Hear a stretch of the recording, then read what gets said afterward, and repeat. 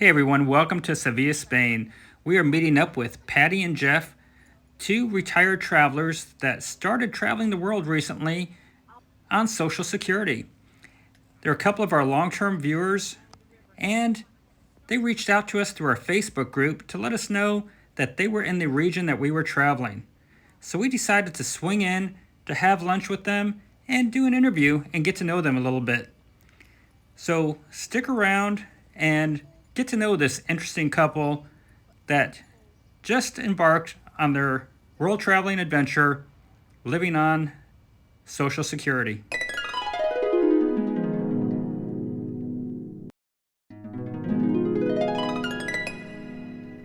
Now, as Julie and I travel the world with our two dogs, one of our greatest joys is getting together with viewers and turning those viewers into friends. And this was no different. We enjoyed getting to know Patty and Jeff, checking out the streets of Sevilla together, and just getting to know each other as people that enjoy travel. So let's go ahead and take a look at what we had for lunch. Then we'll take a look at the Airbnb that they're staying in, and then we'll sit down and talk about their budget and their experience so far and their expectations. So we had eggplant, fried eggplant. We had a salad. Yes. And what else did we have? These potatoes, sangria, the beer, and the food's been really, really good so far. And the fried eggplant looks something like that. We're just really bad with the camera today. So our friends here took us out to lunch. Really nice of them. It was €55.80 for our meal. I had a glass of sangria. Julie had water. We had a salad. There were two eggplant meals. There were some potatoes and 3 beers, 2 glasses of wine, and it was nice. Thanks, Patty and Jeff. Now let's go ahead and head over to their Airbnb and see where they're staying for this month in Sevilla. Okay, so here we are in the kitchen of the Airbnb here for Jeff and Patty. And you're gonna see it's got a really nice kitchen, stovetop oven, microwave, good sized sink. It's really a clean looking place. Lots of space and nice living room. Look at these quality people sitting in here. And there's good sized TV, and Arya's having a good time here. Good bathroom as well, nice shower area. Spacious. And coming up this way, we'll take a walk upstairs with Arya. There we go, baby. There. And good bed. And there's an area over here with a door that leads out to the alleyway. Place to hang your clothes, put your shoes on. And there's a little area down this direction with a single bed, which we were told that if Julie and I needed to, we could stay here tonight if we wanted. But really nice place. And there's the other front door over there. And $1,500 for the stay here for the month. Okay, so Jeff and Patty, can I call you Patty or is it Patricia? No, Patty. Okay. Thank you for hanging out with us here in Seville, as I want to call it. Julie wants to call it Sevilla. So we've all been wrong our whole lives. If you're in America, there's a Cadillac Sevilla apparently, and the barber a Sevilla. So anyhow, interesting couple here, and they've just embarked on their nomadic journey, and they're viewers of ours that reached out to us, so we got to stop here and visit with them on our way through Spain, and so this is a real treat for us. But I want to share this couple's backstory. Jeff and Patty, what brought you here to start your travels, and this is your country number 2 on your nomad journey? Mm-hmm. Yeah. I would say it was their fault. Yeah, it is their fault. Yeah, we've been thinking about doing this. We've done a lot of research. We wanted to do it for a long time. And we had a pet, our baby, Suki, which we were planning to bring with us. But with his age, he was almost 18 years old. We couldn't get a medical certificate to take him. And so we just had to wait until his life ended. And then once that happened, we decided to start our journey. And after watching you guys and some other people that we've watched, we decided that Portugal and Spain would be our beginning. And so we're a little over 2 months into it, and it's exciting. We're really enjoying it. And anything on the horizon as far as where you think you'll be heading to after you leave Portugal and Spain? Yep. Well, we're actually going to Thailand. We were going to go to Bali. Then we had some issues getting into Bali, and we have a son that lives there. And so now we're going to go on to Thailand and then probably meet him in Bangkok or either in Singapore. And are you trying to do the slow travel where you're doing 1 month or 2 months in a location? Exactly. Okay, so you're not like the like a lot of the younger YouTubers out there that are out there doing 3 days here, 3 days there, trying to knock out 160 countries in 2 months. That's exhausting. No. It's not affordable. Okay. No. It's not cost effective to do it that way. No. And you guys are originally from where in the United States? I'm saying I'm from Texas. In Texas, Yeah. Originally I was from Mississippi, but I've lived in Texas most of my life. And I will say this, that I know a lot of my friends think I'm crazy because most people backpack. That's what I was going to ask you. What your friends Backpack think. around the world when they're in their 20s, and I'm in my 60s, and I decided to backpack around the world. So, but Never too late. I can't imagine sitting at home on a front porch swing somewhere in retirement when I can do this. Sounds pretty boring. Yeah, it does. This is exciting, and I hope this is some inspiration to people. I'm 67 years old, and I hope maybe this is some inspiration to people that are my age, that you can get out if you're healthy and you take care of yourself, and you can get out and do this at this age. And you've always had a wonderless, and you've been to 48 states like I have. Just Yep. You're missing 2 that I haven't been to. Right. Well, actually, Alaska and Vermont for you. Correct. Exactly. Maine and Montana here. So you've traveled the U.S. and you've also international traveled, and you're brand new to it. Newbie. Yeah. Newbie. And so for you, this is kind of old hat, running around different countries. What's your first impression of your life abroad? Oh my goodness. Well, we started in Portugal, and it's unbelievable. I mean, experiencing the culture and experiencing people who are, I mean, all I know is United States, and to experience people from different cultures and different countries, it's amazing. It's eye opening. It is. It really. There is it a really whole is. other world out there. Yeah. Once you put the or let the genie out of the bottle, it's hard to put it back in. Yeah.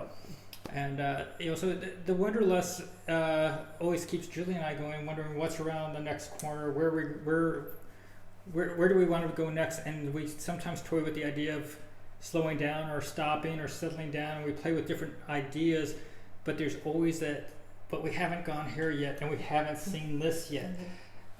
So it's hard to quit this lifestyle, I think, once you get into it, if you come into it with the right frame of mind. It's kind of addictive. Yeah. Now I do want to caveat this. We do know some people that tried to jump out into world travel that were ill prepared and haven't really thought things through, and they didn't last a month. They did not understand what it's like to have to live in Airbnbs and that you're not having your home. So do some research and studying before you jump into this type of nomadic life. It's something you just don't want to do lightly, unless you have a safety net to where you can pull the plug after 3 months and go back home. But you guys are all in. You are living with backpacks. Yep. So there's no turning back. No. We sold our vehicle on the way to the airport, so we were out, and we were prepared to go. Like I mentioned to you, we've been planning this for a few years, and I will say to people that are thinking about doing it, you've got to do the research. You've got to watch the videos like you guys put out, which we've watched for a long time, and others, to see that it's possible. and you learn from some mistakes that you guys make that you post on your videos and from other people that we watched. And so we've been able to not make some of those mistakes, but we are going to make some. We already have. Yeah, and we have. Yes, we have a few minor costly ones, and but it's just exciting. It's just a different way of life, and to see how other people live, and to me, I can't imagine doing anything else in retirement. And you're doing this on Social Security. Yep. Now you have your other monies, but your goal is to not touch any monies. Correct. Your goal is to live on your approximately $3,300 a month traveling full time, which we know is doable because we know a couple that are doing it on $2,200 that we have interviewed in the past. So you And feel then I get Social Security in 2 more years, so we'll add my Social Exactly. Security to that. and Yeah. you in our world, Julie and I's world, we are over here in Western Europe at this point. We've been running around a lot of countries that are cheaper than where we are here in Spain, and we're going to be heading towards Portugal. So this is the expensive part of the world. I mean, you still have Germany and France and the UK are going to be expensive, and the Scandinavian countries, but to us, Western Europe is going to be pricier than a lot of the places we've been in Central Europe and the Balkans. So in your first experience of traveling Portugal and Spain over this period of time, are you staying within budget? Actually, we are, and it's far less than trying to live in the United States on that same amount of money. I will say that Spain is a little bit more expensive than Portugal, but so far, I mean, we're as the more we get into it, the better off we'll be with the budget. I mean, we're learning, and as we mentioned earlier, we're learning from a few mistakes. Trial and error. Exactly. But, we're learning more about transportation, on how to save money and how to use local buses and things like that in transportation and avoid taxis and things that are more expensive. We're learning the places to buy food and places. Cook at home a lot.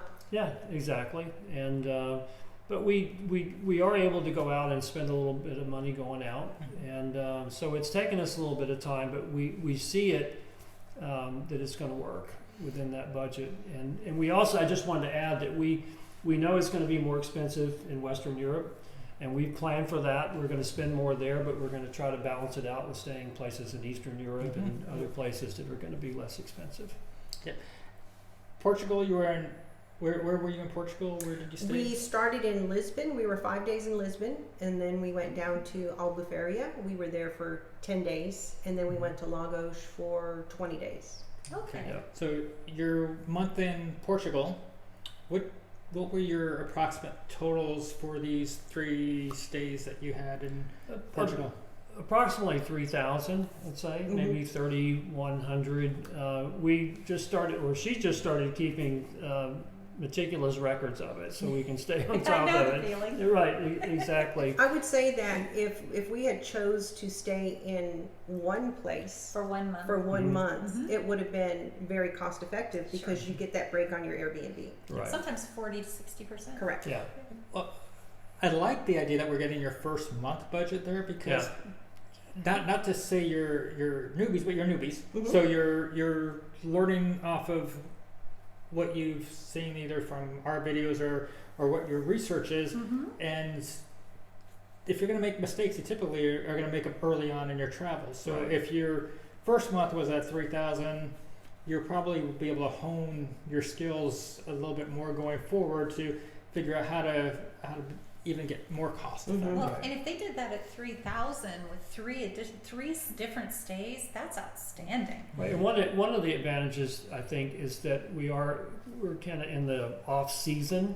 You know, when we did stay at 3 different places. So if it had been in the summer months, it might have been more expensive. But it was still very enjoyable, even though it was the so-called off season. We really got to do a lot. The weather was actually pretty good there. Good point. For those of you familiar with Arizona and Florida, in the wintertime, lots of snowbirds come from the north and they'll come and stay in the hotels and the Airbnbs and fill places up. They don't do that here in Europe for some reason. So you got places in southern Portugal, southern Spain Turkey, Italy, where it's going to be warmer than places like in Scandinavia or up north in the Netherlands or Germany, where you can get a lower cost on your Airbnb in the warmer parts of Europe in the winter months, and then you can go up north like Julie likes to in the summertime to try to get a little bit cooler. So it's you're liking that snowbird market, which can be a win here in Europe. I'm going to say I love this couple from the standpoint of you have medical coverage, and where did you find that medical coverage? Well, we actually looked at a number of options, but when we watched your video, and we saw that you guys used I Am Global, we did some research on that, and that's who we decided to go with. Yeah, so more precisely, they're actually using my link. I'm a licensed life health insurance agent from the United States, so I went ahead and got appointed with IMG. We were using their insurance before we actually ever had, before I ever got appointed, we had their coverage. And I kept referring everybody to IMG to get coverage, and I figured I might as well make a dollar off of this and become an appointed agent with them. So if you go to WarrenJulieTravel.com and go into our tab for services, you'll see a link for health insurance, and you can run quotes there and sign up for a plan, or you can email me at WarrenJulieTravel@gmail.com, and I'll send you the link so you can try to sign up for coverage or check out the plans and the quotes for you there. But Julie and I have a $2,500 deductible program that we're under with $1 million of coverage. I'm about to turn 55. You're the ripe old age of 48, right, Julie? I am. And we're running about $205 a month for our coverage. If you recall, what kind of planned and monthly quote do you have on both of you? And well, we're on the $1 million coverage, but we have a $10,000 deductible, and you know, with it's a little bit higher because my age, I'm 67. Obviously, insurance is going to be higher, so we're paying about $380 a month for the coverage, but we're comfortable with that deductible. That's not really bad. And It's not at all. And in many of the countries that we travel to, health coverage for basic stuff is so cheap. We never anticipate hitting our deductible. Even when I sprained my ankle down in Turkey, we had all kinds of little side things happen. I had treatments. We didn't come close to $2,500. So a lot of countries, because of the way the medicine is set up over here, $2,500 is an astronomical amount. So you don't need to have a low deductible here. The cost to go see a doctor in many countries might be $20, $30, $50. The price of a copay in the United States. So having that catastrophic safety net is really, I think, what's important for most people. That if you have something serious happen that puts you in the hospital for something expensive, you want that coverage for that unknown illness that might pop up, or that unknown injury that could happen. And I think that's the important thing, is giving you the peace of mind. Right. Exactly. And so anyway, thank you for being a client, and I hope that you guys will check out the coverage that is through our link if possible. And if you find something better elsewhere, no problem. So do you guys have a Patreon page available where people can offer support for you? Well, okay, so Julie and I, we're financially independent, and so we are not looking for you guys to volunteer money or to put money into our bank account. We don't do the, hey, buy me a cup of coffee type of thing that you can get extra money or get some sort of special content by sending us money. But what we do have is our website at WarrenJulieTravel.com, and there you can find our Amazon store page. So if you wanted to buy something that you actually need, and we can get a commission from that, or if you choose to buy health insurance from us, then I will get a commission from that. Not Julie, because she's not the appointed agent. So if you want to support us, those are ways you can help us out. Now, we have places under our services tab that we don't get commissions on, but these are vendors we like. So if you go to our webpage at WarrenJulieTravel.com, you can then look at some of the vendors that we've gotten to know and maybe save yourself some money. Skyscanner.com, we have a link there. We actually get a commission there if you book any of your stays or travel through there. So if you do want to contribute towards Julie and I's bottom line, that's a way. And for that, I would thank you, but it's not necessary.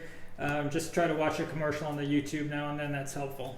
And like it. Yes, and Yeah. like it it, and absolutely. subscribe. And subscribe. Yeah. Thanks. So your family has accepted your life at large, or what? They're what's going on with accepting them?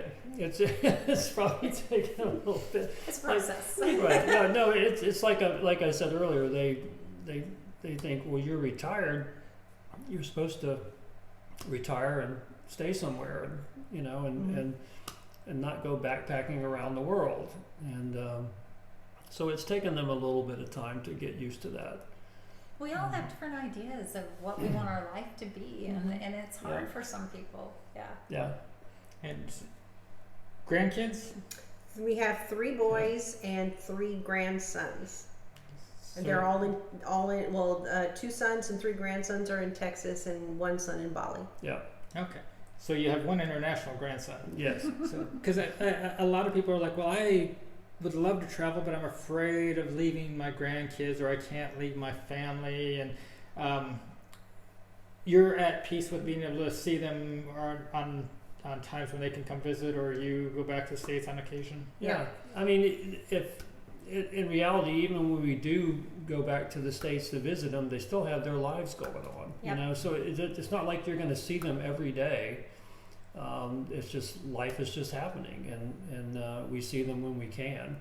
And now we hopefully will be able to entice them to come abroad to some places. Yes, and Grandma and Grandpa can live far better abroad. Absolutely. Yes, they can. Now, our son has come to visit us in Ecuador as well as in Poland, Yes, and that was quite a and treat. so that's nice. So you can always have family come visit, get a 2-bedroom Airbnb when you're somewhere, and have a special time to get together. But like when we were in the States before we ever retired, my son was off to college. We didn't see him on a regular basis. Then he was going to work and have his job. Our daughter, we hardly saw, I think maybe one time in our last year in the States.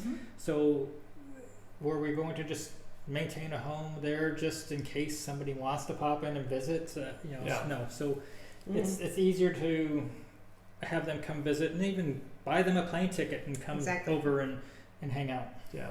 Exactly. Well, and with today, with social media, it's so much easier just to stay in contact with them on a daily basis. We always let them know where we are.